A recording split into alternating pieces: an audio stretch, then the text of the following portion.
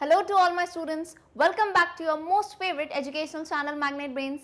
In this particular video, we are going to cover class 10th biology chapter 2 control and coordination के achievers level MCQs. Multiple choice questions पिछले 2 level देख चुके हैं, beginners, intermediate. अब आता है एक high level that is known as achievers level. So video के एंड तक बने रहना और मेरे साथ जो है क्वेश्चन को सॉल्व करते जाना. This is your biology teacher Palak Rakhiyani from Magnet Brains, जहां आपको मिलती है 100% free of cost education from class K till 12. So let's start. जब हम अचीवर्स लेवल करते हैं तो मैं हमेशा बताती हूँ कि यहाँ पे कोर्ट होता है. कोर्ट यानी क्या? अरे कोर्ट नहीं पता? लॉ, लॉयर, कोर्ट, जज. तो ओवर हेयर हमें दिखेंगे स्क्रीन पे कुछ केसेस. जैसे जज के पास केसेस नहीं आते हैं, तरह तरह के केसेस. फिर उसमें जो होते हैं क्या आते हैं कि कुछ कुछ सबूत लाए जाते हैं, फिर लॉयर्स जो है एक्ट करते हैं, देन लास्ट में जज जो है डिसीजन देता है. तो यहाँ भी बेटा वही कहानी है. देखो ऐसे केस 1 करके केस 2, केस 3 आपको केसेस दिखेंगे. हर केस के ऊपर ध्यान से सुनना, हर केस के ऊपर होंगे 5 questions on each case. Like for instance this is case number 1, so on each case we will be having 5 questions और उन questions का सही आंसर हमें निकालना है साथ में. Okay so get ready. सबसे पहले जो है सुन लेते हैं क्या केस है. Case number 1, the given figure is showing transmission of impulse across a synapse. The synapse is basically a region where communication occurs between 2 neuron or a neuron and an effector cell such as a muscle cell. ये case की बात बताई है. यानी जब भी case पढ़ो तो समझ जाओ किसका केस है. जैसे कोर्ट में कोई केस आता है, कैसे केस आएगा? घरेलू केस है कि भैया ये जो है घर में आपस में प्रॉपर्टी की लड़ाई कर रहे हैं, कोई दोस्त आपस में भिड़ गए या कुछ भी जो है बाहर रोड पे एक्सीडेंट हो गया तो लड़ रहे हैं, तो ये केस देख के समझ आता है. वैसे he when you read this तो क्या समझ आया कि भाई न्यूरॉन पे केस चला है, साइनैप्स की बात है और उसी पे रिलेटेड क्वेश्चंस है. सो नंबर 1 इधर आके देखो पहले क्या दिया गया है डायग्राम में. डायग्राम में जो है ये आपको बताना चाह रहे हैं कि ये जो साइनैप्टिक प्री साइनैप्टिक नॉब है ऐसा है. ये क्या है? प्री साइनैप्टिक नॉब यानी एक जो है न्यूरॉन उसका ये साइनैप्टिक नॉब है, प्री साइनैप्टिक नॉब. और ये जो है दूसरे वाले का बेटा क्या है? डेंड्राइट है. ये जो क्या है? दूसरे न्यूरॉन का डेंड्राइट है. इज इट क्लियर और नॉट? तो यहाँ पे इफ़ यू कैन सी कुछ लेबलिंग्स दी गई है, मैं आपको बताती जाती हूँ. कुछ labellings as an unknown terms दिए गए हैं, ABCD करके लिख दिया है. यहाँ पे लिखा है A, इस मेम्ब्रेन पे लिख दिया A. ये जो रिलीज़ हो रहे हैं केमिकल्स इन पे लिख दिया E. ये है D. यहाँ पे कुछ स्पेस है that is B. And last but not least ये जो मेम्ब्रेन है C, ABCDE. So let's identify. देखो ये क्वेश्चंस को पहले सॉल्व कैसे किया जाता है. हमेशा अगर कोई डायग्राम हो वहाँ पे कुछ वेरिएबल हो, जैसे ABCD करके दे दिया, तो नंबर 1 थिंग क्या करो, कोशिश करो कि आप उसे आइडेंटिफाई कर पाओ. जितने हो सके उतने आइडेंटिफाई कर पाओ, देन क्वेश्चन पे बढ़ो. ठीक है, अलग अलग टाइप के अप्रोचेस होते हैं, हम इस वे से चलते हैं. So what will I do, देखो मैं यहाँ पे ABCDE करके लिख दूंगी और इन्हें जो है यहीं पे लिखे रहने दूंगी. जब तक हम 5 क्वेश्चन सॉल्व करेंगे ये यहीं के यहीं रहेंगे. ओके सो आओ मेरे साथ इधर देखो. ये क्या है? ये A जो है ना, A यहाँ पे मेम्ब्रेन पे मार्क्ड है. A क्या है? A मेम्ब्रेन पे मार्क्ड है. ये एरिया क्या होता है? साइनैप्स होता है. तो इसको जो है ढंग से, इसको जो है अच्छे से समझाने के लिए आ जाओ यहाँ पे. किसकी बात करते हैं? न्यूरॉन्स में साइनैप्स की बात करते हैं. सो ये क्या था? ये ऐसा स्ट्रक्चर आपको दिख रहा था, पीछे है कि नहीं बताओ. इसको हम थोड़ा बड़ा करके अपने आप से समझते हैं ना. आओ, ये ऐसा स्ट्रक्चर था और नीचे जो था दूसरे वाले का डेंड्राइट था. क्लियर है? चलो अब ये जो मेम्ब्रेन है बेटा, ये देखो ये जो मेम्ब्रेन है यहाँ पे लेबलिंग थी A की. ये जो मेम्ब्रेन है यहाँ पे किसकी लेबलिंग थी? A की लेबलिंग. सो एक बात बताओ, 2 बार मैंने कह दिया मेम्ब्रेन है, तो कितने समझदार हो भाई, इतना तो समझो कि बेटा ये मेम्ब्रेन की बात है. This is some membrane. अब कौन सी मेम्ब्रेन है? सो आई ऑलवेज टोल्ड कि जो 2 न्यूरॉन होते हैं स्कूल में जैसे असेंबली में खड़े होते हैं और चिपक चिपक के थोड़ी ना, PT टीचर क्या कहते हैं? 1 आर्म डिस्टेंस, एक हाथ की दूरी पर खड़े रहो. तो सिमिलरली न्यूरॉन्स जो हैं चिपक चिपक के नहीं खड़े रहते, ये भी कुछ डिस्टेंस पे रहते हैं. और डिस्टेंस पे रहते हैं और ये जो जंक्शन होता है इसे हम कहते हैं साइनैप्स. इस जंक्शन को ही हम कहते हैं साइनैप्स कह लो, सिनैप्स कह लो. ठीक है, इसे साइनैप्स किया। नाउ ये साइनैप्स है, ये जो हो जाता है ये पीछे वाला पार्ट दैट इज प्री, देख लो ध्यान से, प्री साइनैप्टिक मेम्ब्रेन। प्री और पोस्ट का मतलब समझते हो? जैसे कोई फंक्शन है 11 तारीख को, तो हमने क्या किया, उस फंक्शन को पहले कर लिया। क्या कर लिया? उस फंक्शन को पहले। So what do we say it in English? Prepone. The function has been preponed, पहले कर लिया। तो यहाँ पे ये साइनैप्स है, तो साइनैप्स के पिछला वाला स्ट्रक्चर, पीछे वाला, that will be pre synaptic membrane, और आगे वाला ऑफ कोर्स क्या होगा? आगे वाला यहाँ पे हो जाएगा बेटा पोस्ट साइनैप्टिक। पोस्टपोन कर देते हैं ना, जैसे फंक्शन पोस्टपोन कर दिया, तो पोस्ट साइनैप्टिक मेम्ब्रेन। क्लियर है कि नहीं? इतना देखो और बताओ, धीरे धीरे करके चलेंगे, ये समझे। अब ज़रा लेबलिंग देख लो। ए हो गया प्री साइनैप्टिक, सी हो गया पोस्ट साइनैप्टिक। ये ए है, ये हो जाएगा ए, ये हो जाएगा सी। तो कितना मज़ा आया। दो तो एटलीस्ट हैं, आगे बढ़ गए थोड़ा लेवल। दो तो अपन ने सॉल्व कर लिया। आओ भाई, अब किधर आओगे? यहाँ पे आओ। यहाँ पे ऐसे ऐसे कुछ कुछ केमिकल रिलीज दिख रहे थे, तो आपको पता ही है बेटा, नर्व इम्पल्स होके आता है। अब बीच में जगह है, जंप तो नहीं मारेगा, जंप तो नहीं मारेगा, तो बीच में क्या होता है, यहाँ पे कन्वर्जन हो जाता है।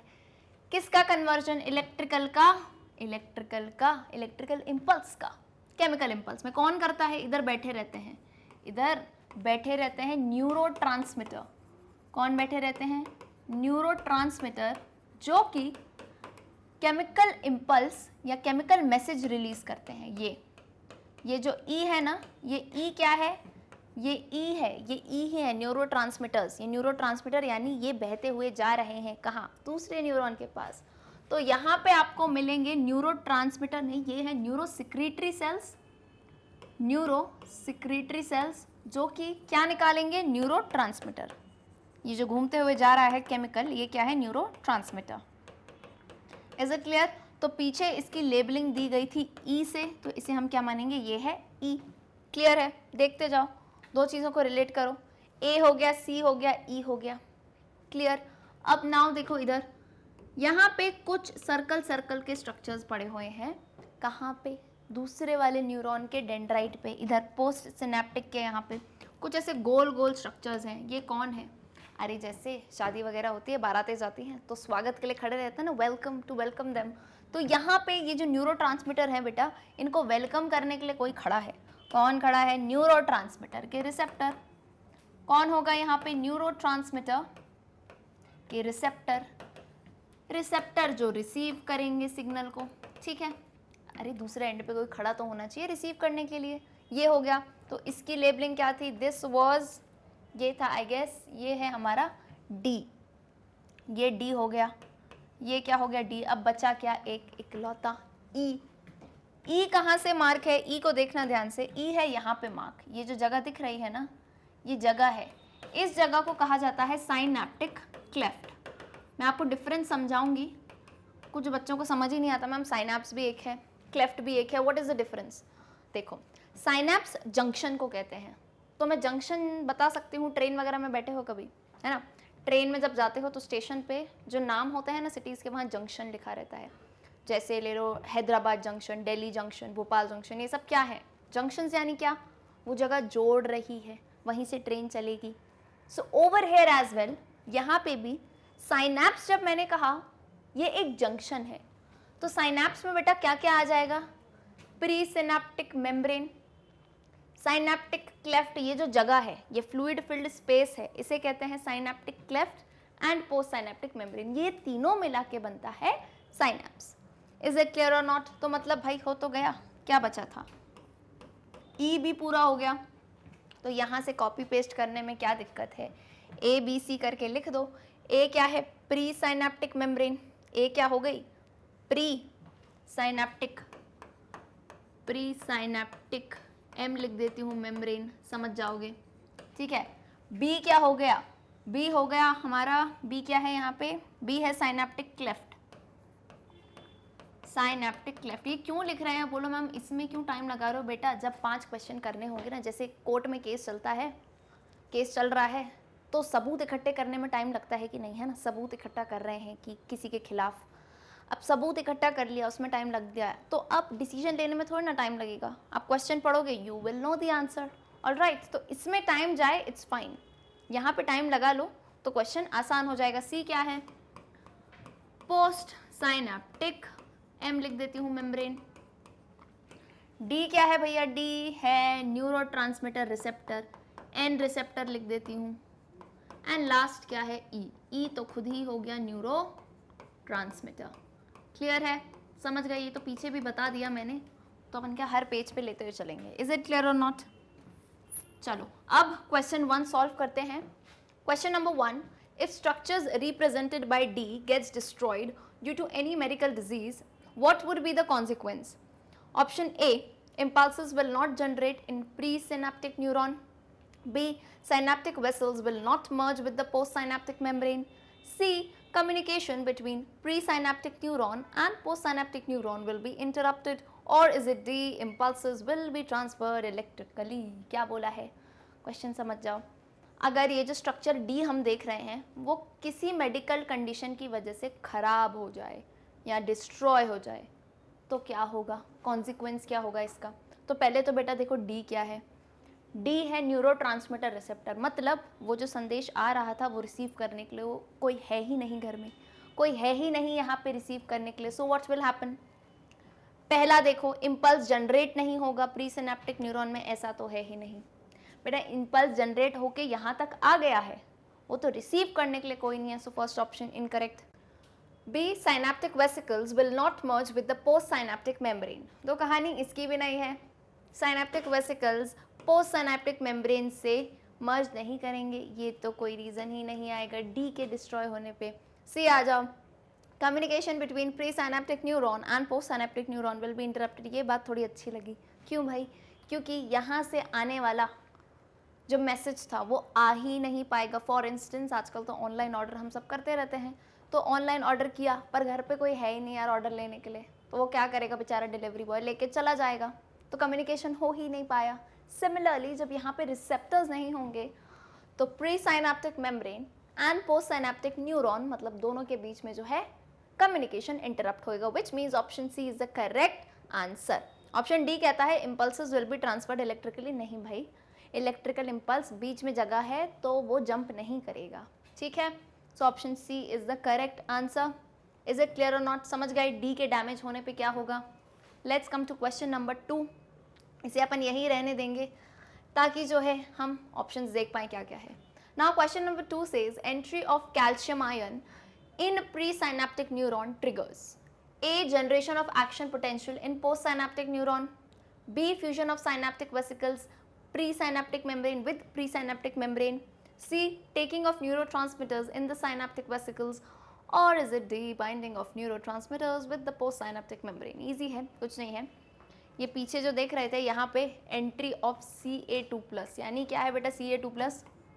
कैल्शियम का जो आयन है, कैल्शियम के आयन की एंट्री पे क्या होगा? तो ध्यान से सुनो, ये जो साइनेप्टिक वेसिकल्स होते हैं ना, आजा भाई, ये जो साइनेप्टिक वेसिकल्स होते हैं ये प्री साइनेप्टिक मेम्ब्रेन से, प्री साइनेप्टिक यानी क्या? साइनेप्स से पहले वाली मेम्ब्रेन से क्या कर लेते हैं? फ्यूजन। किसके आने पे? फ्यूजन किसके आने पे कर लेते हैं? कैल्शियम। अरे होता है ना कि आप किसी पार्टी में गए हो और जब तक आपका फेवरेट कज़न नहीं आता है सो यू आर लाइक अरे यार अब क्या बोर हो रहे हैं, और जैसे ही आपका फेवरेट कज़न आ गया, यहाँ पे कज़न देखो Ca कौन है? कैल्शियम है, ये आ गया तो साइनेप्टिक वेसल्स खुश हो गए और इन्होंने फ्यूजन कर लिया किसके साथ? प्री साइनेप्टिक मेम्ब्रेन के साथ। So which means entry of Ca2+ in presynaptic neuron triggers option B. Is it clear? चलो आते हैं नेक्स्ट क्वेश्चन पे। क्वेश्चन नंबर 3, सेम ही केस चल रहा है, केस 1 का ही क्वेश्चन 3 है। Read the given statements and select the correct option. Statement A, synapse acts as one-way valve for impulse transmission. Statement B, neurotransmitters are released in postsynaptic membrane. अब ये questions होते हैं बहुत ही इंटरेस्टिंग। क्यों? इसमें क्या होता है, आपको हमेशा 2 स्टेटमेंट दे दिए जाते हैं। पहले मैं बता देती हूँ, हिंट दे देती हूँ, करना क्या है, स्टेटमेंट बेटा पढ़ा करो पहले, एक एक स्टेटमेंट पढ़ो, इतना देखो कि ये स्टेटमेंट ट्रू है या फॉल्स है, यानी सही है या गलत है, उसके बाद आगे बढ़ना। So let's go on with statement A. एक स्टेटमेंट पे आते हैं। Statement A says synapse acts as one way valve for impulse transmission. One way का मतलब समझते हो, जैसे रोड पे जाते हो, so there are some roads ना जो वन वे होते हैं, यानी सिर्फ जा सकते हो, आ नहीं सकते। तो यहाँ ये स्टेटमेंट कहता है जो साइनैप्स, जो जंक्शन हमने देखा था, वो सिर्फ एक वन वे वॉल्व होता है, यानी इम्पल्स जो है यहाँ से यहाँ जाएगा, ऊपर से नीचे नहीं। क्या समझे? फॉर इंस्टेंस एक न्यूरॉन के डेंड्राइट से एक्सॉन में गया, एक ही न्यूरॉन के डेंड्राइट से एक्सॉन में गया और दूसरे के अगेन डेंड्राइट में गया, ऐसे ये कहानी चलती जाएगी। वन वे है, ये उल्टा नहीं चलेगा। तो ये बात मुस्कुराओगे मैम, बिल्कुल तो सही बात है, आपने यही तो बताया है। Nerve impulse within a neuron dendrite to axon जाएगा और दो न्यूरॉन के बीच में एक्सॉन से लेके दूसरे वाले के डेंड्राइट में जाएगा। वन वे वॉल्व है नर्व ट्रांसमिशन का, बिल्कुल सही बात है, यानी स्टेटमेंट ए तो करेक्ट है, इतना तो हम समझ गए। Statement A is true. Let's come to statement B. Neurotransmitters are released in postsynaptic membrane. अब ये कह रहे हैं जो न्यूरोट्रांसमीटर, अरे वही केमिकल जो डाले थे, वो कहाँ पे रिलीज हो रहे हैं?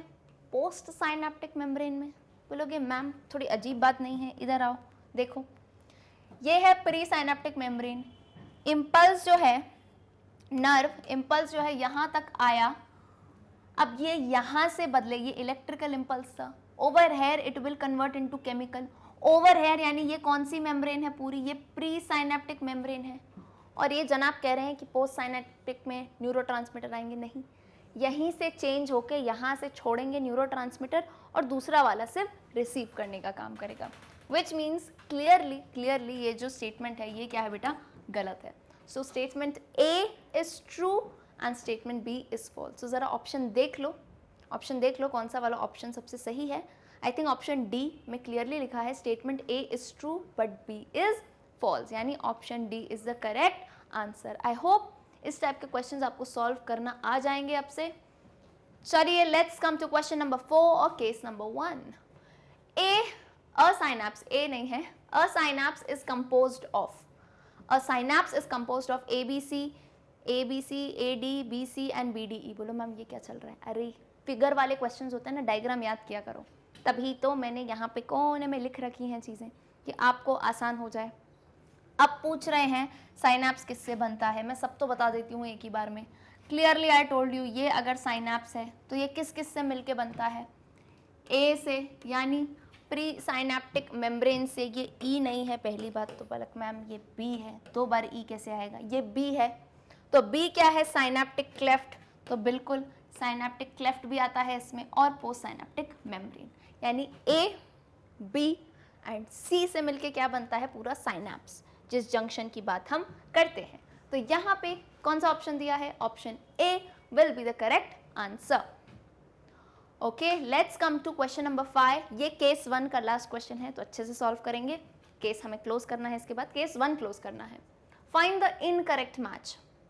What you have to do, 4 matches दिए हैं, आपको बताना है इसमें से गलत वाला मैच कौन सा है। गलत, इनकरेक्ट, तो मतलब 3 सही होंगे, 1 will be incorrect. So let's see option A कहा है membrane of the cell that carries an impulse towards the synapse. पहले मैं देख लेती हूँ ए क्या है। प्री साइनैप्टिक मेम्ब्रेन है, ये मेम्ब्रेन की सेल है, ये सेल की वो मेम्ब्रेन है जो क्या कैरी करती है? Impulse towards the synapse. बिल्कुल सही बात है, पीछे देखा था प्री साइनैप्टिक मेम्ब्रेन से कहाँ जा रहा था? साइनैप्स में जा रहा था नर्व इम्पल्स। सो ये तो करेक्ट मैच है। अब जो बच्चे जल्दबाजी करेंगे, आई एवरी टाइम से जल्दी किया करो काम, पर जल्दबाजी नहीं। अब जल्दबाजी करी, पहला सही दिखा, टिक करके आ गए। Read the question again, it states find the incorrect match.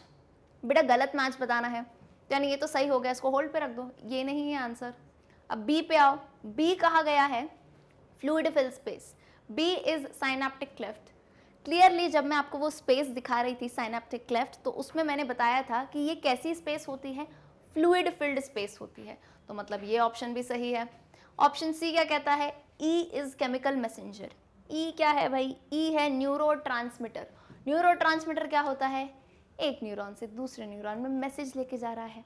अब ये मैसेज बेटा टेक्स्ट मैसेज तो होगा नहीं, अरे अंदर जा रहा है बॉडी में, तो कैसे मैसेज होते हैं, chemical message. That is why neurotransmitters are also known as chemical messages. तो ये करेक्ट है, बोलो मैम समझ गए। लास्ट ऑप्शन डी यही गलत होगा। सी के लिए लिखा है axon terminal of the postsynaptic neuron, और सी यहाँ पे है पोस्ट साइनेप्टिक मेम्ब्रेन, यहाँ एक्सॉन टर्मिनल नहीं होगा। डेंड्राइट एंड कहते तो समझ जाते हैं, axon terminal is incorrect. So which means option D is the correct answer. Case 1 तो सॉल्व हो चुका है, तो ये पूरा हम इरेज कर देते हैं। अब आ जाओ, एक केस खत्म हो गया, केस नंबर 2, यानी कोर्ट अभी चालू है, खुला हुआ है, कोई बात नहीं। केस 1 जल्दी सॉल्व कर लिया, अब आते हैं केस 2 पे। Let's read the case and I hope अब पैटर्न थोड़ा समझ आ गया हो, तो अब क्विकली जो है आप आंसर्स मुझे बता सकते हैं। Let's read case number 2। Reflex action is defined as an instantaneous, automatic and involuntary response of effectors, that is muscles, glands to a stimulus. Reflex arc is the pathway taken by the nerve impulses and responses in a reflex action. क्या बताया गया है, अब समझ गए कि ये case किसके बारे में चला है, रिफ्लेक्स एक्शन के ऊपर। रिफ्लेक्स एक्शन क्या होते हैं, उसमें रिफ्लेक्स आर्क कैसे बनती है, कौन से जो है ऑर्गन्स उनका काम होता है, ग्लैंड्स का काम होता है। ठीक है भाई, समझ गए। फॉर दैट आपको ये एक छोटा सा इमेज दिया गया है। अच्छा, क्वेश्चंस में क्या होता है, जब आप एग्जाम देते हो तो बहुत ही बेहतरीन से इमेजेस नहीं आते हैं, आपको जो है ब्लैक एंड व्हाइट करके और लेबलिंग कर देते हैं। तो आपका इतना कॉन्सेंट्रेशन होना चाहिए, इतना डायग्राम क्लियर होना चाहिए, रंग बिरंगा, काला पीला, ब्लैक एंड व्हाइट, जैसा diagram they you should be able to identify. So when I show you this diagram, तो क्लियरली बताना चाहिए कि मैम ये पहली बात तो रिफ्लेक्स आर्क बन रही है। ठीक है, वेरी इंपॉर्टेंट टॉपिक है रिफ्लेक्स आर्क, ऑलमोस्ट लाइक मैं बताऊँ नर्वस सिस्टम का one of the most important topic. इस पे बहुत क्वेश्चंस आते हैं रिफ्लेक्स आर्क पे। ठीक है, रिफ्लेक्स आर्क समझ गए। यहाँ पे कुछ आपको लेबलिंग्स दी गई हैं, तो सबसे पहला काम, फर्स्ट वर्क क्या करेंगे, क्वेश्चन स्टार्ट करने से पहले इन लेबलिंग्स को जो है हम आइडेंटिफाई कर लेते हैं। ठीक है, तो आ जाओ भाई आइडेंटिफाई करते हैं। ईजी है काम, कुछ नहीं है। यहाँ पे आपको दिया गया है पी, मैं आपको जो है नेम करके बता देती हूँ। ये दिया है पी, ये है क्यू, ये है आर, ये एस, टी एंड यू। आसान कहानी है, कुछ नहीं है। अब रिफ्लेक्स एक्शंस, कौन से एक्शंस होते हैं, जैसे बताया स्पॉन्टेनियस। फॉर इंस्टेंस यहाँ पे कुछ भी गर्म ऑब्जेक्ट हो, उसको मैंने टच किया तो एकदम हाथ हटा लेते हैं, स्पॉन्टेनियस है। क्यों होते हैं ये एक्शंस, ताकि जो ह्यूमन बॉडी है उसको हार्म नहीं पहुँचे, ठीक है, बचाने के लिए ही होता है। ऑलराइट, सो नाउ ये लेबलिंग हम देखते हैं क्या होती है। यहाँ पे मान लो ये किसी इंसान का हाथ है और इसने एक गरम जो है पैन, गरम पैन, पानी गरम हो रहा था, हमें बहुत जल्दी थी, हमने हाथ लगा दिया। हाथ लगा दिया तो हाथ में यहाँ पे हैंड की बेटा ये मसल्स में कौन प्रेजेंट रहेगा, पूछ रहे हैं हैंड की मसल्स में कौन प्रेजेंट रहेगा ये जो मैसेज लेगा।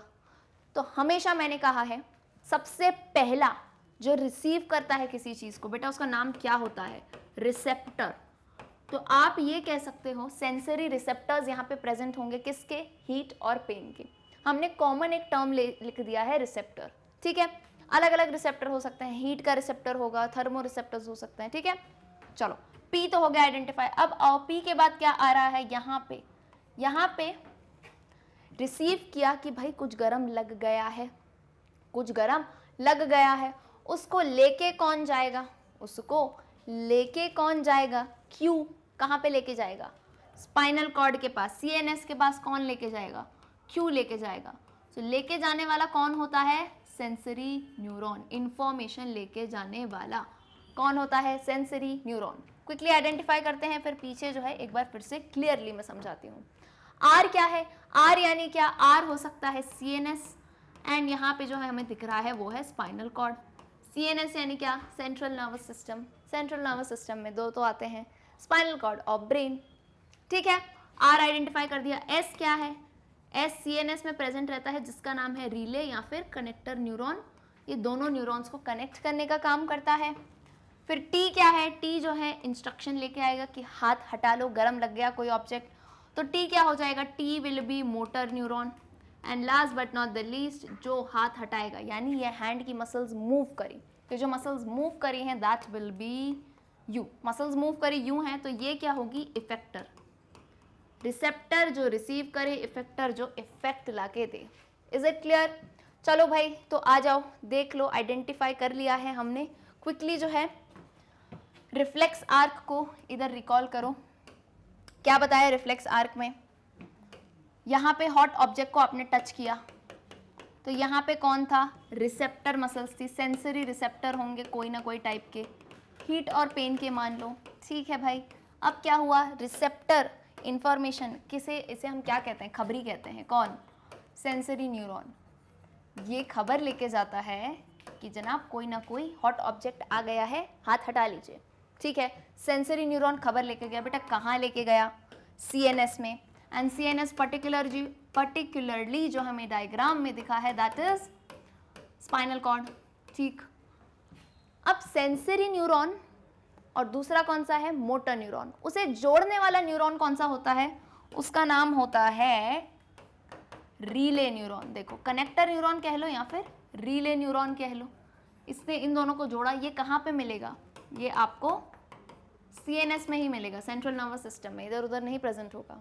ऑलराइट, फिर ये क्या करता है, ये इंस्ट्रक्शन लेके आता है, ये इंस्ट्रक्शन लेके आता है, कौन, मोटर न्यूरॉन।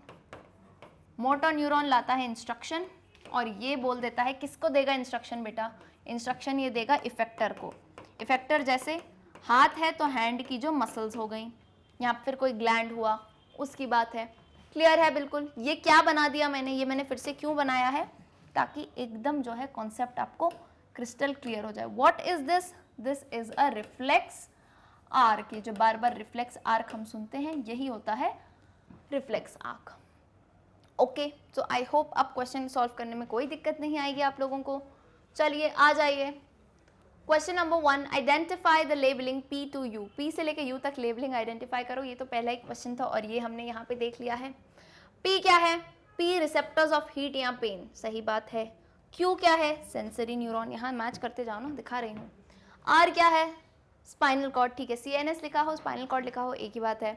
S लिखा हो रीले न्यूरॉन, ठीक है। T मोटर, U इफेक्टर, मज़ा आ गया। देखो A ही ऑप्शन करेक्ट है, तो A option is the correct answer, पहला ही ऑप्शन करेक्ट मिल जाए। चलिए क्वेश्चन नंबर 2, इसको अपन यही रहने देते हैं बिकॉज केस पूरा सॉल्व करना है। Question 2, sensory information is carried to the CNS via PTQS। यहाँ आप पूरे नाम नहीं देंगे आपको। नाउ इधर देखो, ये पूछ रहे हैं सेंसरी जो इंफॉर्मेशन है CNS यानी जो हमारा, CNS यानी क्या, जो हमारा स्पाइनल कॉर्ड है। यहाँ पे कौन है, CNS पे स्पाइनल कॉर्ड दिखाया है, क्यों, बिकॉज रिफ्लेक्स एक्शन होना है, रिफ्लेक्स एक्शन होना है, रिफ्लेक्स आर्क बननी है। So in that particular case spinal cord रहता है present. Sensory information is carried to the CNS via, कौन लेके जा रहा है, मैंने बताया था ना, खबरी कौन होता है, खबरी होता है सेंसरी न्यूरॉन यानी Q। तो मतलब Q क्या है बेटा, option C, option C is the correct answer. Clear है, चलो आ जाओ क्वेश्चन नंबर 3 पे। In which situation the response will not be generated by the given reflex arc? A, when P is damaged, B, if sensory information do not reach R, C, when impulse transmission through T is blocked, or is it D, all of these? तो क्या पूछा गया है कि इन में से, इन कौन सी situation में से रिस्पॉन्स जनरेट नहीं होगा। तो देखो सिचुएशन, जब P डैमेज हो जाए, मान लो रिसेप्टर ही नहीं हो, तो कैसे पता चलेगा कि कोई प्रॉब्लम आई है। तो जैसे कुछ लोग कहते हैं ना कि हमें बहुत दर्द होता है, हाथों और पैरों में रोते रहते हैं, तो हम एक चीज़ कहते हैं, ये तो मेरे टीचर कहा करते थे कि जो दर्द होता है ना वो ऊपर वाले की देन होती है, खुश रहा करो। क्यों, बिकॉज अगर बॉडी में पेन हुआ मतलब प्रॉब्लम हुई तो सोल्यूशन ला सकते हो। एक ऐसी भी बीमारी होती है जहाँ पे इंसान को पेन ही फील नहीं होता, मतलब वो बॉडी अंदर से ख़त्म होती जा रही है, आपको पेन ही नहीं फील होगा तो क्या इलाज करवाने जाओगे। इज इट क्लियर और नॉट? तो यानी P डैमेज हुआ, इफ़ रिसेप्टर्स आर डैमेज, तो क्या पता चलेगा कि कोई हॉट ऑब्जेक्ट टच किया है, हाथ जल के राख हो जाएगा वहाँ पे। तो ये सिचुएशन है, बाकी भी पढ़ लो। If sensory information do not reach R, सही बात है, अगर रिसीव कर लिया लेकिन वो इन्फो ब्रेन तक नहीं पहुँची, उसका भी क्या सेंस, तो ये भी सही बात है।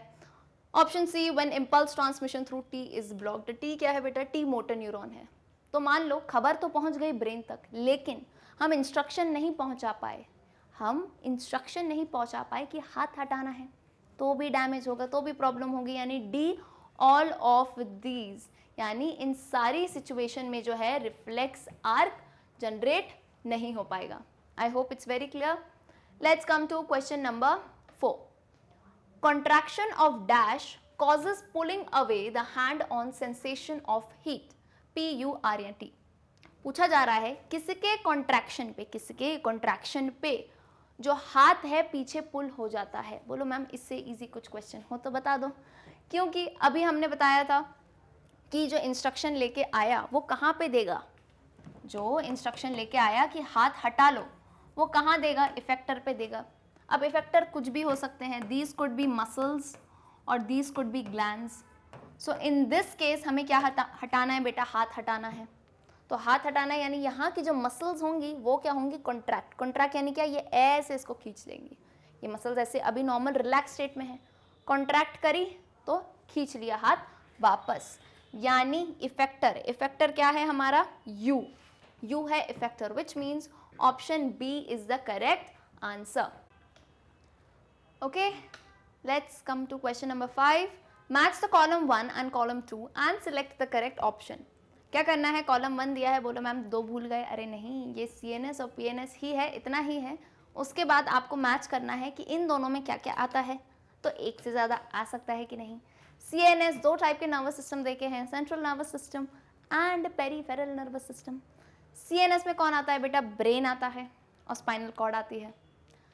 PNS में क्या आता है, जितने भी नर्व का सिस्टम है, ध्यान से सुनना, जितने भी नर्व न्यूरॉन्स का सिस्टम है दैट कम्स अंडर PNS। तो यहाँ आपको कॉलम 2 में क्या दिया है, QRST।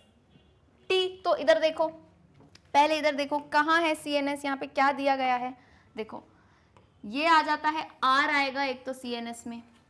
अब एक और चीज़ सुनो, अच्छे से सुनना, मैंने ये तो कहा नर्व सिस्टम PNS में आता है, लेकिन एक ऐसा न्यूरॉन, रिले न्यूरॉन या कनेक्टर न्यूरॉन क्लियरली मैंने जब बनाया था, यहाँ पे ये देखो, ये मैंने इसी को एक ही क्यों रखा है कम्युनिटी में, क्योंकि ये आता है CNS के अंदर। ये रिले न्यूरॉन आपको और कहीं नहीं दिखेगा, स्पाइनल कॉर्ड और ब्रेन में दिखेगा, क्योंकि इसका काम क्या है, बोलते हैं ना सिर्फ तार को जोड़ने का काम है, तो सिर्फ जोड़ने के लिए खड़ा रहता है, कनेक्टर न्यूरॉन भी कहते हैं इसे। ऑलराइट, सो दोनों इसमें आ जाएंगे, रिले न्यूरॉन और ये जो है स्पाइनल कॉर्ड, यानी R एंड S किस में आएंगे, CNS में, और Q एंड T क्या है, sensory and motor neuron, they will come under PNS। So option जरा चेक कर लीजिए, RS कहाँ है, ऑप्शन C, CNS में है RS एंड PNS में है Q and T। So which means option C is the correct answer. I hope it's clear. Case number 2 भी हो चुका है सॉल्व। आ जाते हैं केस 3 पे। केस 3 क्या है देखते हैं, प्लांट से रिलेटेड कहानी लग रही है देखते ही। चलिए let's read the case. In an experiment, two transparent containers A and B half filled with soil are taken. A tiny seedling is placed in each container such that their roots can be seen from the outside. The soil in container A was watered daily in a uniform way. However, in container B, a clay pot is placed in the soil which is filled with water daily. Also, refer to the seedling with parts labeled X and Y growing upward and downward in response to the pull of gravity. अब आधे बच्चे तो question देख के ही बोलेंगे ma'am बस करिए, कुछ नहीं है बेटा, वो क्वेश्चन बड़ा है, उसकी बात तो समझो। 2 पार्ट्स में डिवाइडेड है, एक ये वाले डायग्राम की बात है, A एंड B वाले की बात है, एंड एक इसकी बात है। ओके, समझ रहे हो? तो क्या बोला है, पहला एक्सपेरिमेंट में आपको बताया है कि लीजिए 2 कंटेनर्स, एंड ये एक्सपेरिमेंट हम अपने सेशन में भी कर चुके हैं, जिसको याद हो। नहीं तो आ जाओ, देखो 2 कंटेनर लिए हैं A एंड B, ठीक है। इनको बढ़िया जो है सॉइल वॉइल से फिल कर दिया है, और इनमें जो है क्या डाल दिया है, एक टाइनी सी सीडलिंग, छोटा बेबी प्लांट जिसे कहते हैं ना, उसे डाल दिया गया है। अब सुनना, ऐसे डाला है, ट्रांसपेरेंट कंटेनर क्यों लिए हैं, ताकि हम उनकी रूट्स को ऑब्जर्व कर सके। ट्रांसपेरेंट यानी क्या, आर पार देख सकूं। So we have taken transparent containers ताकि हम रूट को ऑब्जर्व कर सके। दोनों में सॉइल भरी है अभी। अब देखो सॉइल नंबर ए यानी कंटेनर नंबर ए में आप वाटरिंग डेली करो और अच्छे से करो। किसमें, सिर्फ सॉइल नंबर ए में या कंटेनर ए में। कंटेनर ए में आपने अच्छे से वाटरिंग करी है, बी को छोड़ दो। बी में क्या करना, आप लेना एक क्ले पॉट, क्ले का पॉट आता है ना, क्ले पॉट लेना और उसमें पानी भर के एक साइड रख देना। समझ आई बात की नहीं? कंटेनर ए को रोज पानी दोगे, बी को नहीं दोगे। बी में क्या करोगे, क्ले पॉट लेके उसमें पानी डालोगे और एक साइड रख दोगे। कुछ दिन के बाद जब आप ऑब्जर्व करोगे तो क्या होगा वो बताइएगा आगे। अब बोला है दूसरी बात भी कर दी। क्या है, क्वेश्चन कभी कभार डर जाते हैं, मिक्स नहीं है, ये अलग बात थी बेटा, ये इधर अलग बात है, एक्स एंड वाई की बात अलग है। तो पहले आ जाओ ए वाले डायग्राम पे। अब कुछ समझे हो, वाटर की बात है, वाटर की बात है और हम यहाँ देख रहे हैं मूवमेंट, हम देख रहे हैं प्लांट के पार्ट्स का मूवमेंट। तो ये कौन से टाइप के मूवमेंट्स होते हैं, ये होंगे ट्रॉपिक मूवमेंट। उसमें भी जब वाटर की कहानी आ जाए तो what do we call this as, ये होता है हाइड्रोट्रॉपिज्म। कुछ याद आया कि नहीं बताओ? प्लांट मूवमेंट्स रिकॉल करो जल्दी से, अपने टाइम मशीन जो है लेके जाओ प्लांट मूवमेंट्स पे। वहाँ पे when we studied tropic movement, उसी में जब वाटर की बात रिलेटेड हो तो क्या बोलते हैं, हाइड्रोट्रॉपिज्म। अब रिलेटेड कैसे है देखो, यहाँ पे क्या होगा, सॉइल जो आप ए बोल रहे हो ना, ये जो ए कंटेनर के में जो सॉइल है, ये प्लांट है, ये नॉर्मली ग्रो करेगा टूवर्ड्स द ग्रेविटी, ये नॉर्मली ग्रो करेगा टूवर्ड्स द ग्रेविटी। ग्रेविटी कहाँ होती है, नीचे भाई, नीचे होती है ना, नीचे पुल करती है, तो टूवर्ड्स द ग्रेविटी आराम से ग्रो करेगा। अब क्या होता है कंटेनर बी में, ध्यान से देखना, जहां पे क्ले पॉट यहाँ पे प्लेस्ड है, मान लो लेफ्ट साइड प्लेस्ड है, तो आप पता है थोड़े टाइम बाद ऑब्जर्व करोगे कि ये जो रूट्स है ना, ये इसके पास जा रही हैं। जैसे होता है ना कि घर में खाना बना है टेस्टी था तो सूंघते सूंघते जाते हैं किचन तक, अरे क्या बना है। सो सिमिलरली ओवर हेयर, ये जो रूट्स होती है ना, ये देखते देख जाते हैं, अरे पानी कहाँ है, तो ये पानी की तरफ ग्रो करने लगती है। यूजुअली ये फिनोमेना नहीं दिखता है क्योंकि हम नॉर्मली वाटर करते हैं, तो नॉर्मली वो नीचे उग रही हैं। बट अब जब हमने सोचा कि पानी नहीं देते हैं, एक जगह रख देते हैं पानी को, तो कुछ फर्क होता है बिल्कुल। ये देखो, ये रूट्स इस साइड ग्रो करने लगी, लेफ्ट साइड क्ले पॉट की तरफ। क्या बोला मैंने, अच्छे से सुनना सेंटेंस, क्ले पॉट की तरफ को व्हाट डू वी से इन इंग्लिश, टूवर्ड्स। सो ये जो रूट है किसके टूवर्ड्स ग्रो करने लगी, वाटर के तरफ। तो इस फिनोमेना को जिसके पास यानी जिसकी तरफ ग्रो करते हैं, that is known as positive tropism. और ये कौन सा ट्रॉपिज्म है, हाइड्रोट्रॉपिज्म, विच मीन्स जो कंटेनर बी है उसमें जो सीडलिंग है, जो रूट्स हैं, वो क्या दिखाएंगी, पॉजिटिव हाइड्रोट्रॉपिज्म। क्लियर हुई बात की नहीं, इतना समझ गए? आई समझ बात? अब देखो क्वेश्चन 1 जो है अपन सॉल्व करके देखते हैं। The experiment is demonstrating A thigmotropism, B geotropism, C hydrotropism और इज इट डी कीमोट्रॉपिज्म। यानी ये जो आप एक्सपेरिमेंट देख रहे हो ये क्या डिमॉन्स्ट्रेट कर रहा है, तो क्लियरली अभी मैंने आपको नाम भी लिख के बताया है। क्या होगा नाम इसका, option number C, that is hydrotropism. Clear है, कितना इजी हो गया ये क्वेश्चन। अब आइए क्वेश्चन नंबर 2 पे। In the container B the root is likely to a grow straight deeper in the soil, B bend away from the clay pot, C towards the clay pot और is it D bend towards the surface of soil. यानी container B में जो root थी, अरे वही जिसके side में clay pot रखा था, वो रूट कहाँ जाएगी, अभी तो बताया था मैंने, it will grow towards the clay pot. Clay pot की तरफ जो है ये ग्रो करेगी। तो यानी option C is the correct answer. देखो केस को है ना अच्छे से समझ जाओ तो क्वेश्चंस में टाइम नहीं लगेगा।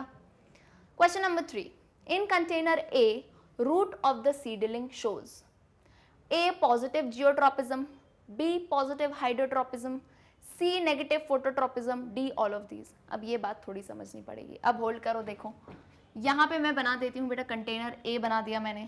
नॉर्मली आप जो है इसको पानी दे रहे हो, कोई दिक्कत नहीं है, ठीक है, नॉर्मली जैसे प्लांट को पानी देते हैं दे रहे हो। अब ऑब्जर्व करना, ठीक है।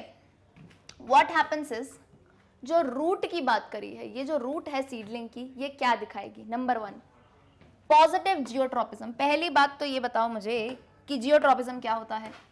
Geotropism, the word itself says gravity से रिलेटेड बात है, ग्रेविटी से रिलेटेड बात है। यानी ग्रेविटी कहाँ होती है, नीचे। अरे फिजिक्स में बनाते हो ना ऐसे स्मॉल जी करके, ग्रेविटी नीचे खींचती है तो ये रूट्स भी कहाँ ग्रो कर रही हैं, ए कंटेनर की नीचे। मतलब कैसा जियोट्रॉपिज्म है, पॉजिटिव जियोट्रॉपिज्म। पॉजिटिव ऐसे भी लिख सकते हैं, पॉजिटिव का साइन लगा के भी ई। तो रूट्स क्या दिखा रही हैं कंटेनर ए में, पहला तो पॉजिटिव जियोट्रॉपिज्म, ठीक है, टिक करके भग मत जाना। सेकंड ऑप्शन पे भी आओ, पॉजिटिव हाइड्रोट्रॉपिज्म, तो बिल्कुल सही बात है। पता है क्यों? क्योंकि आपने बेटा जब पानी डाला है तो पानी ऐसे नॉर्मली नीचे गया है, तो वो जो है पानी के डायरेक्शन में ही ग्रो कर रही हैं साथ साथ। तो अगेन ये क्या हो गया, पॉजिटिव हाइड्रोट्रॉपिज्म। ये बात भी सही है। लास्ट पॉइंट पे आ जाओ, नेगेटिव फोटोट्रॉपिज्म। अब आपको सारे ट्रॉपिज्म पता होने चाहिए। फोटो यानी क्या, वो आधार वाला फोटो नहीं बोलती हूँ मैं, हमेशा बताती हूँ फोटो क्या होता है। सन से जो लाइट आती है in the form of packets of energy आती है, उसे क्या कहते हैं, फोटोन कहते हैं। तो फोटोन से ही वर्ड आ चुका है फोटो, फोटोसिंथेसिस, फोटोपीरियोडिज्म, फोटोट्रॉपिज्म। अब फोटोट्रॉपिज्म में क्या होता है, फोटोट्रॉपिज्म में स्टेम जो होता है ना बेटा, स्टेम लाइट की तरफ ग्रो करता है। जो ऊपर वाला पार्ट होता है प्लांट का, वो लाइट की तरफ ग्रो करता है, लेकिन नीचे जो रूट्स होती हैं उसको नहीं पसंद है लाइट। होता है ना कि नहीं नहीं मुझे ज़्यादा लाइट नहीं पसंद है, मुझे दूर रखो इससे।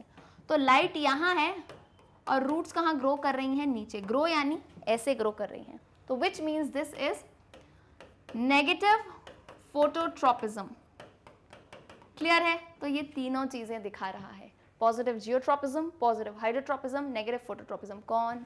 रूट्स, कंटेनर ए की। मतलब all of these, option D, all of these is the correct answer. Clear? चलिए question number 4, identify X and Y of seedling with respect to tropism. क्या आइडेंटिफाई करना है? जो हमने फिगर देखा था यहाँ पे। आ जाओ अब वापस इस पे। क्या है ये फिगर, इधर देखो, यहाँ ऑब्जर्व करो। This is a different figure. ये कहानी देखो क्या है, यहाँ पे लेबल किया गया है ऊपर, ऊपर जो है इन्होंने लेबल कर दिया x, और ये जो नीचे है ये बता दिया y है। समझ रहे हो? ऊपर क्या है, ये जो स्टेम जा रही है x है, नीचे क्या है, ये जो y जा रहा है। अब पूछ रहे हैं कि x और y क्या शो कर रहे हैं, x और y क्या शो कर रहे हैं। चलो भाई, तो अब देख लो क्वेश्चन में क्या क्या ऑप्शंस आपको दिए गए हैं। Back to the question. चलो, x इज नेगेटिवली, यानी मैं ऐसा बना देती हूँ यहाँ पे जो है मैं ऐसा बना देती हूँ, समझ जाओ, समझदार हो आप तो भाई। देखो ये एक ऐसे जा रहा था और ये एक नीचे जा रहा था, ये था x, ये नीचे वाला था y। x is negatively geotropic, x is negatively geotropic, y is positively गलत, क्योंकि y नीचे जा रहा है तो y हुआ पॉजिटिव जियोट्रॉपिक, x क्या है, नेगेटिव जियोट्रॉपिक। ठीक है, x is positively phototropic, y is negatively geotropic. ये गलत है, पहला स्टेटमेंट करेक्ट है। x क्या है, x जो है ये रहा x, अच्छा ऊपर है x भाई, हमें लगा नीचे है, ऊपर है तो ये क्या शो करेगा बेटा, नेगेटिव जियोट्रॉपिज्म, और y नीचे है तो पॉजिटिव जियोट्रॉपिज्म। पहला मिल चुका है करेक्ट, फिर भी जो है चेक कर लेते हैं।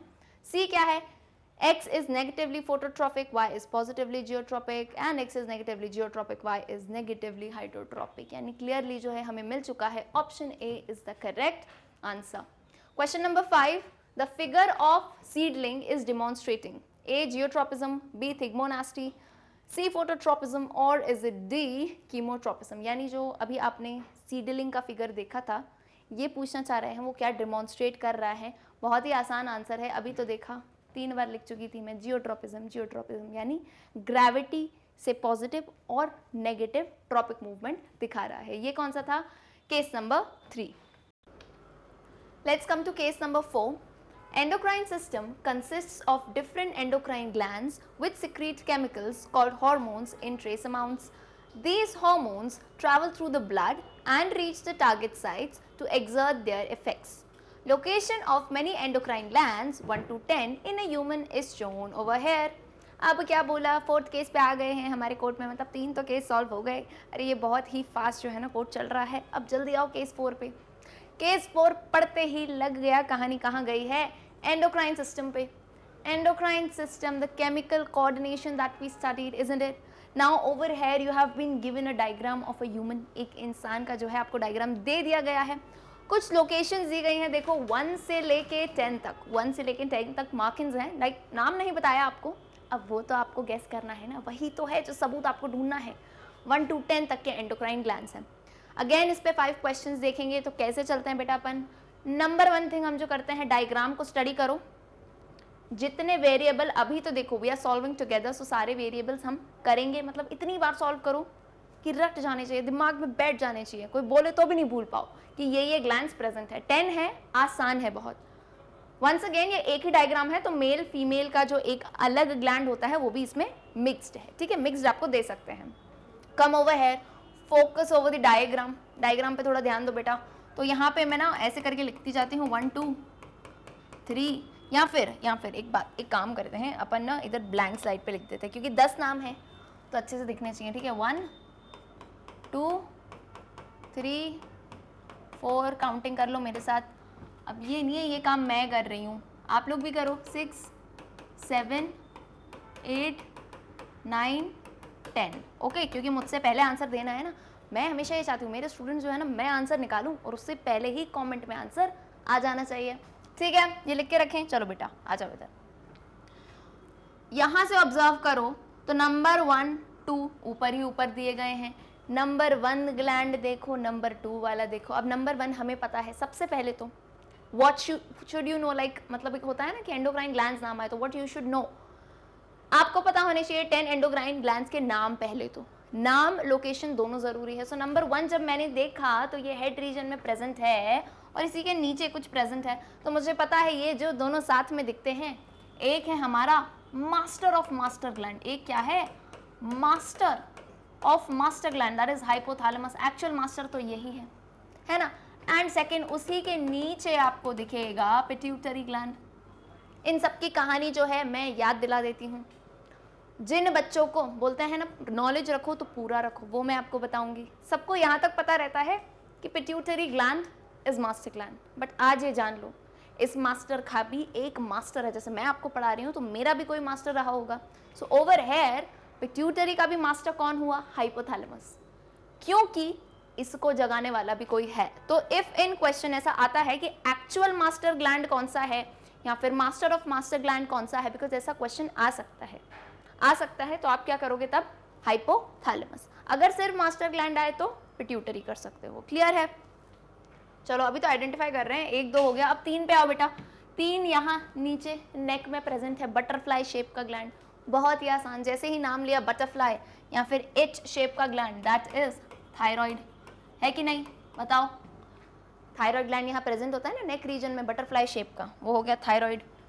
नीचे आओ, यहाँ पे एक ग्लैंड दिया गया है थायराइड के नीचे, ट्रैकिया के आगे जो प्रेजेंट रहता है। यूजुअली हम कहते हैं इन्फेंट्स में, इन्फेंट मतलब जो बच्चे होते हैं छोटे छोटे, उनमें ये प्रोमिनेंट रहता है। ये कौन सा ग्लैंड है, this is thymus, okay. Thymus gland thyroid के इधर साइड नीचे जो दिख रहा है। अब आइए 5th ग्लैंड पे, बहुत ही बेहतरीन, इसका शेप तो कैसे ही भूल सकते हैं, हमारा हेटेरोक्राइन ग्लैंड, दोनों काम करता है ये कौन हुआ, पैनक्रियाज। हेटेरोक्राइन बेटा मैंने क्यों कहा, हेटेरोक्राइन मैंने इसीलिए कहा बिकॉज ये दोनों काम करता है, दोनों एज एन, इसका एक्सोक्राइन पार्ट भी है, इसका एंडोक्राइन पार्ट भी है। कौन, पैनक्रियाज,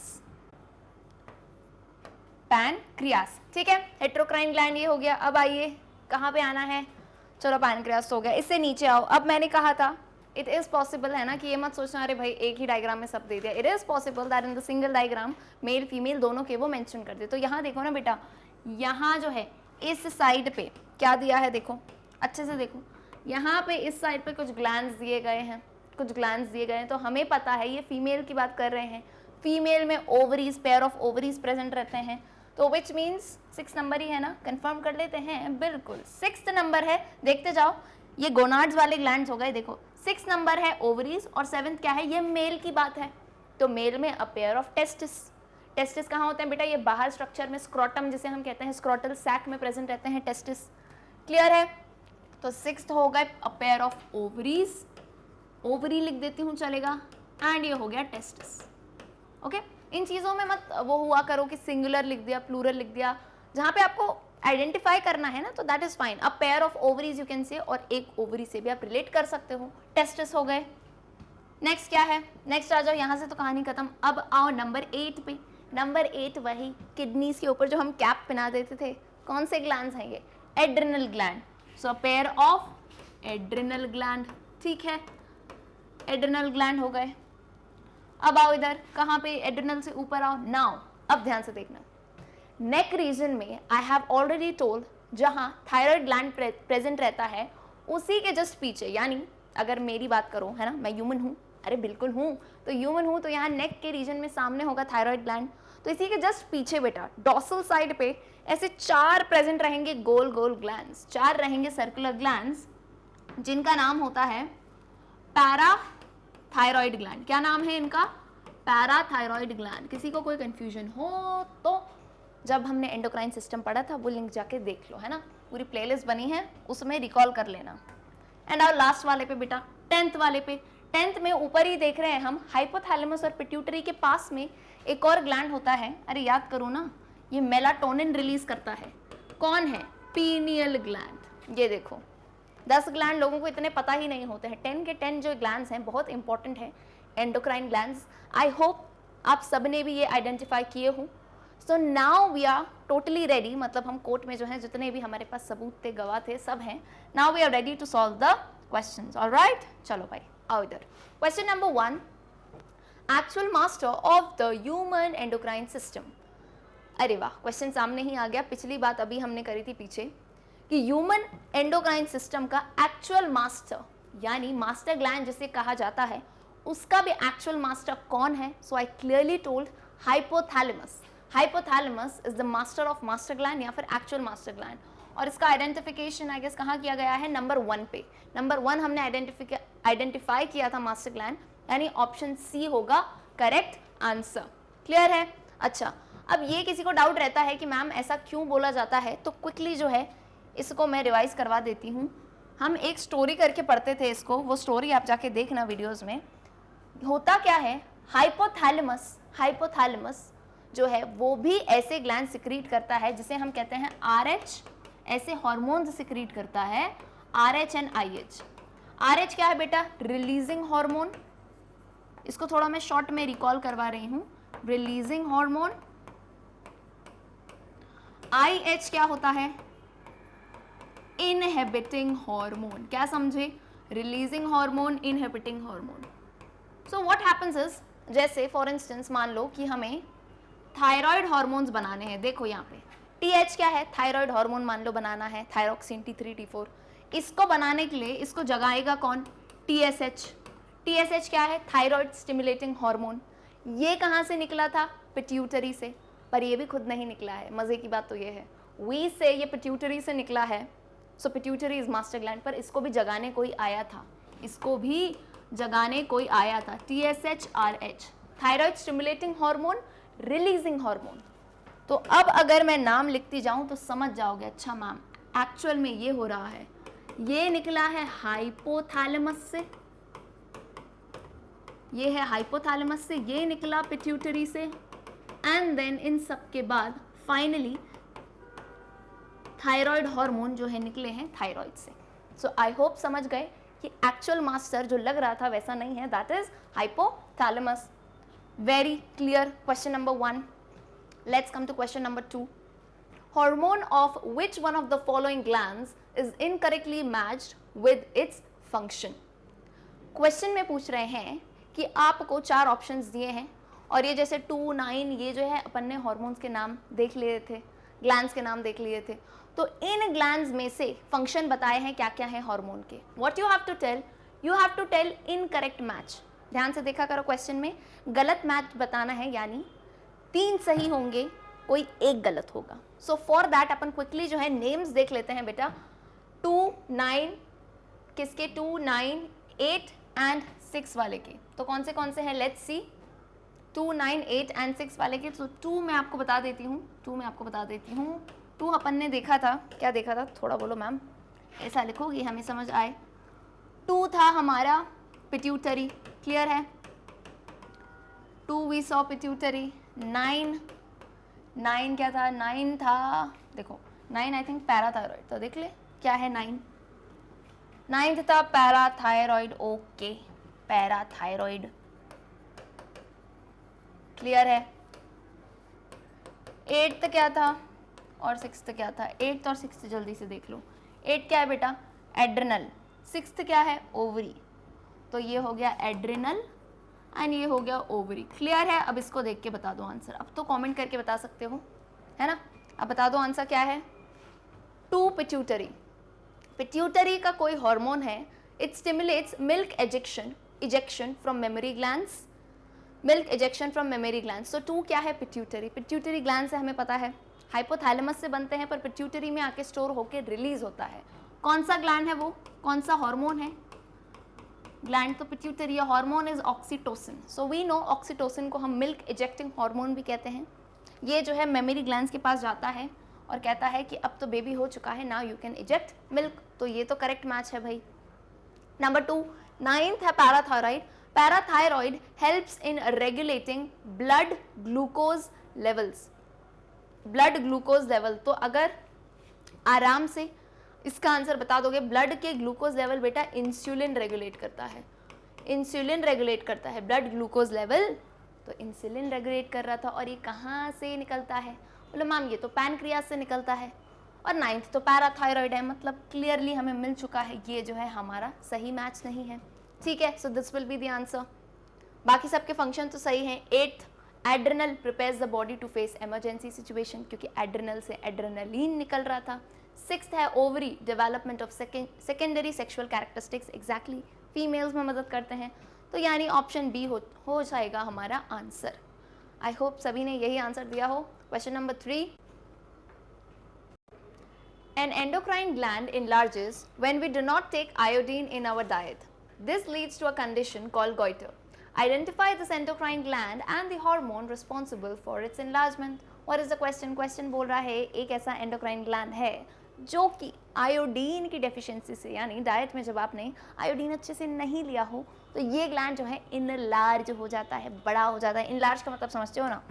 जैसे देखो, गॉइटर बीमारी में आपने देखा होगा ये जो नेक होता है, गले में लंप आ जाता है, ऐसा मोटा सा गला हो जाता है। क्यों होता है बेटा? क्योंकि नेक में थायराइड ग्लैंड होता है, आयोडीन की कमी से ये ऐसा हो जाता है, इनलार्ज। स्वेलिंग आ जाती है ना, जैसे स्वेलिंग में कैसा होता है, फूल जाता है एरिया, तो ये ग्लैंड जो है स्वेल हो जाता है। क्या नाम बोला मैंने? कौन सा ग्लैंड है ये? Thyroid gland. तो वेरी क्लियर, थायराइड ग्लैंड हमने कौन सा देखा था? नंबर 3। और इससे हार्मोन्स कौन से निकलते हैं? Thyroxine, which means option C is the correct answer. Clear है? चलिए question number 4, dwarfism is caused due to the hypoactivity of dash. dwarfism भी अगेन एक जो है क्या डिजीज होता है इसमें? dwarfism नाम सुना होगा, बौने लोग हो जाते हैं, यानी हाइट जिनकी ग्रो नहीं करती, ग्रोथ प्रॉपरली नहीं होती। इतना हिंट दे दिया मैंने, ग्रोथ यानी it has a relation with growth hormone GH। Growth hormone come release हुआ होगा तभी ये ड्वार्फ रह गए। ग्रोथ हार्मोन कहाँ से आता है? तो ये आता है हमारे पिट्यूटरी ग्लैंड से, है कि नहीं भाई? पिट्यूटरी ग्लैंड से आता है ना ग्रोथ हार्मोन, यानी जो इंसान अच्छा आपको दिख रहा है, हेल्थ हाइट बढ़िया है उसकी, तो ग्रोथ हार्मोन बढ़िया है। ड्वार्फिज्म होगा यानी हाइपो एक्टिविटी, ये वर्ड समझते हो? Hypo, hyper. हाइपो यानी इस पर्टिकुलर ग्लैंड की एक्टिविटी कम हुई है या कम रिलीज हुआ है। तो पिट्यूटरी ग्लैंड कौन सा ग्लैंड था? आई थिंक हमारा पिट्यूटरी ग्लैंड था नंबर 2। नंबर 2 पे हमने मार्क किया था pituitary gland, which means option B is the correct answer. आते हैं केस 4 के लास्ट क्वेश्चन पे। Question number 5, which of the following glands have 2 pairs in human body? Very important question, बहुत ही अच्छा क्वेश्चन है, ध्यान से देखना। जिसने ध्यान से नहीं देखेगा उसको लगेगा अरे ये तो ऐसे ही क्वेश्चन है। 2 पेयर, 2 की जोड़ी है, इसका तो मुझे आंसर जल्दी से कमेंट करके बताओ। कैसे बताओगे आंसर? केस 4 करके नंबर 5 करके आंसर देना, पता तो चले कौन सा केस है। जल्दी से बताओ, अच्छा क्वेश्चन है। 2 का पेयर, जोड़ी समझते हो? जोड़ी क्या होती है? जोड़ी होती है 2। 2 का पेयर क्या हो जाएगा? 2 और 2।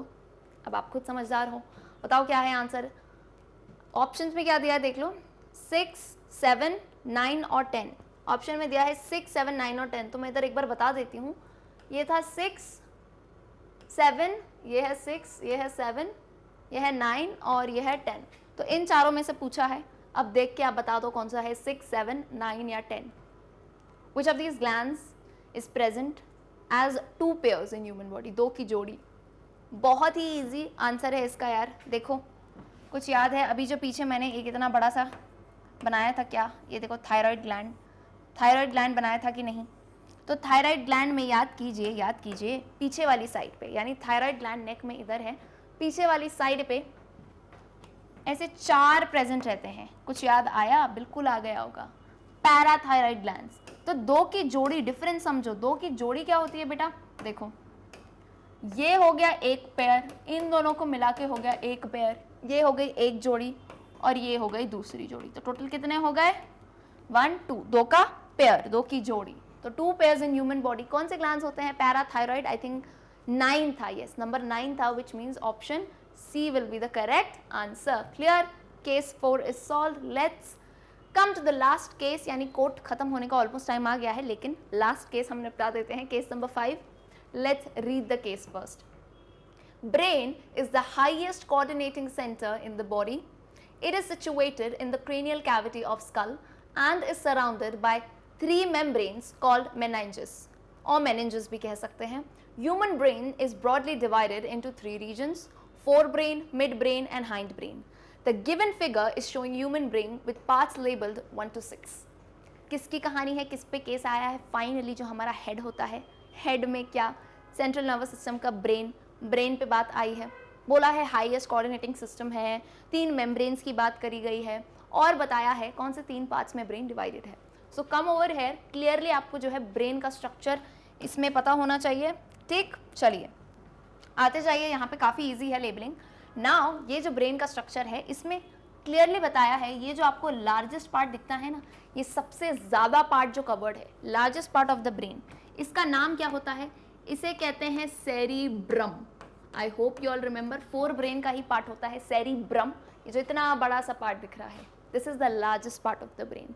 सबसे ज़्यादा कॉन्स्टिट्यूशन इसी का होता है। ठीक है, सेकेंड आ जाओ, सेकेंड देखते जाओ क्या क्या दिया गया है। यहाँ पे लेबलिंग दी है आपको, ये है आपका सेरिब्रम।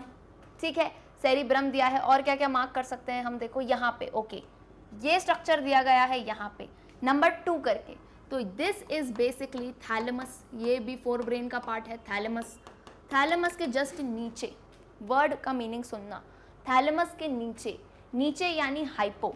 तो ये क्या हो गया? 3rd नंबर, हाइपोथैलेमस, जो ब्रेन का बेस बनाता है। अच्छे से देखना डायग्राम, कोई भी डाउट आए पूछो। ये है थैलेमस, थैलेमस के नीचे बेस ऑफ द ब्रेन बनाता हुआ नंबर 3 हाइपोथैलेमस। 3 तो मार्क हो गए। अब आ जाओ, अब कहाँ पे आओगे? इधर आओ, इधर आओ। ये वाला जो स्ट्रक्चर है, ये वाला स्ट्रक्चर मार्क्ड है, ये नंबर 4 है। ये किसका पार्ट आता है? ये आता है हाइंड ब्रेन के पार्ट में। PONS, पॉन्स आ गया, हाइंड ब्रेन का पार्ट है। नंबर 5 ये रहा, नंबर 5 इज मेडुला, पूरा मेडुला ऑब्लंगेटा लिख सकते हो। एंड क्या बचा? नंबर 6। नंबर 6 जो है ऐसे फ्लावर जैसा दिखता है। ब्रेन का सेकेंड लार्जेस्ट पार्ट यही होता है, ब्रेन का सेकेंड लार्जेस्ट पार्ट ये होता है। कौन है ये? 6 number is cerebellum. 6 number is cerebellum है ये। क्लियर है? समझ जाएंगे कि हम नेक्स्ट पेज पे जो है इनको रखे रहेंगे ताकि क्वेश्चन सॉल्व कर पाएं। आई hope it's very clear. Parts clear हो गए, तो अब क्वेश्चन सॉल्व करते हैं। ठीक, ब्रेन की कहानी थी। अब आओ क्वेश्चन नंबर 1 पे। The area of visual reception, shape and colour is occipital lobe of. अब क्वेश्चन ध्यान से सुनो। Visual reception, shape and colour. Visual क्या होता है? आंखों से जो दिखता है ना, आंखों से विजुअल रिसेप्शन यानी विजुअली जो आप देख पा रहे हो, डिफरेंट शेप्स हैं, अलग अलग शेप्स हैं, अलग अलग कलर्स हैं, वो एरिया ब्रेन का कौन सा पार्ट कंट्रोल करता है?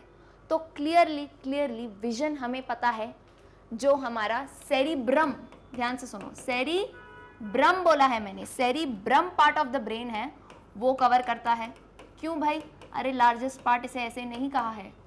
कितनी भी चीज़ें हो, इंटेलिजेंस कहते हैं ना, क्लास में कोई बच्चा बहुत इंटेलिजेंट है, तो वो कौन सा पार्ट ऑफ द ब्रेन उसका स्ट्रॉन्ग है बेटा? सेरिब्रम। इंटेलिजेंस, जजमेंट करना हो आपको कि यार ये वाली चीज़ सही है या ये वाली चीज़ सही है, ये सब कौन सा पार्ट कंट्रोल करता है? एंड इवन विजन, इतनी सारी जो चीज़ें आप देखते हो, मेमोरी में बिठाते हो, सब कहाँ होता है? सेरिब्रम। तो सेरिब्रम क्या था? क्लियरली सेरिब्रम हमने मार्क किया था number 1। So option A is the correct answer.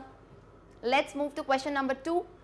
Hind brain comprises of, very easy question. Hind brain, brain के 3 पार्ट्स देखे थे हमने, तीसरा पार्ट आता है हाइंड ब्रेन। हाइंड ब्रेन के जो तीनों कॉन्स्टिट्यूएंट्स हैं, इनको मिला के हम ब्रेन स्टेम भी कहते हैं।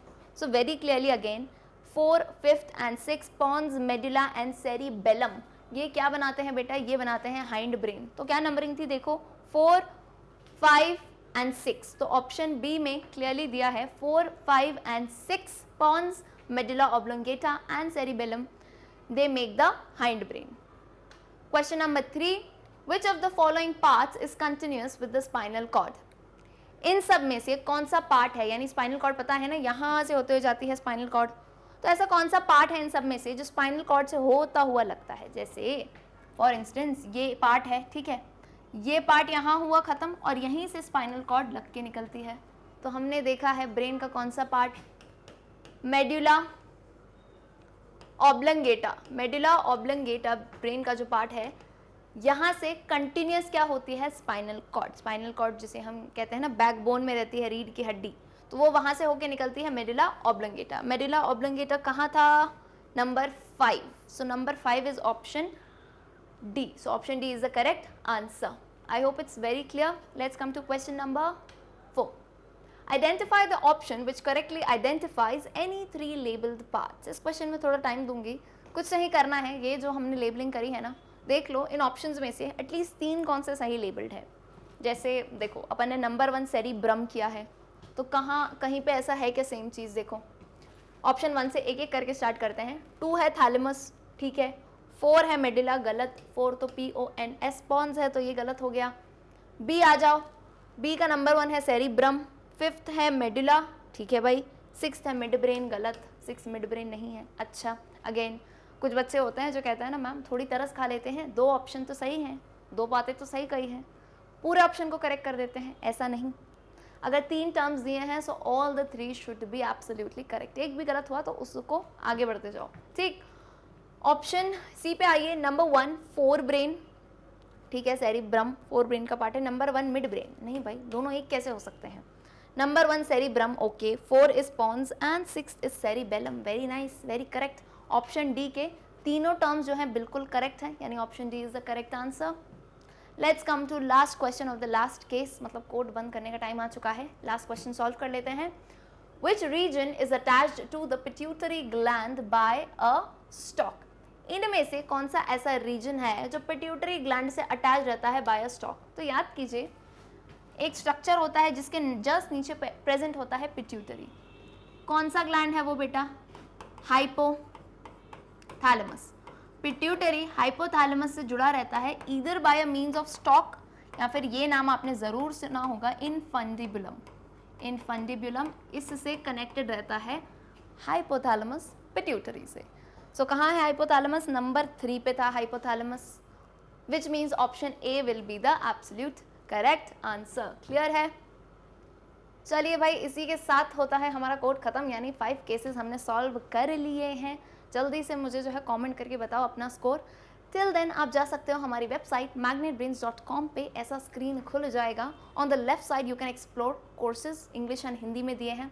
आप लोग हैं क्लास 10th में, तो यहाँ पे क्लिक करोगे, बाकी टीचर्स के भी बेहतरीन वीडियो आएंगे। फॉर बायोलॉजी वॉच नाउ पे क्लिक करो तो ऐसा एक पेज खुल जाएगा। सभी लेक्चर्स टॉपिक वाइज अरेंज्ड हैं, लेक्चर्स के ड्यूरेशन है, मतलब भाई कितनी देर जो है कॉपी पेन लेके बैठना है। ओके, एंड अगर ये वाला वीडियो पसंद आया हो तो लाइक, सब्सक्राइब, शेयर करना मत भूलना। See you all in the next video. Till then good bye.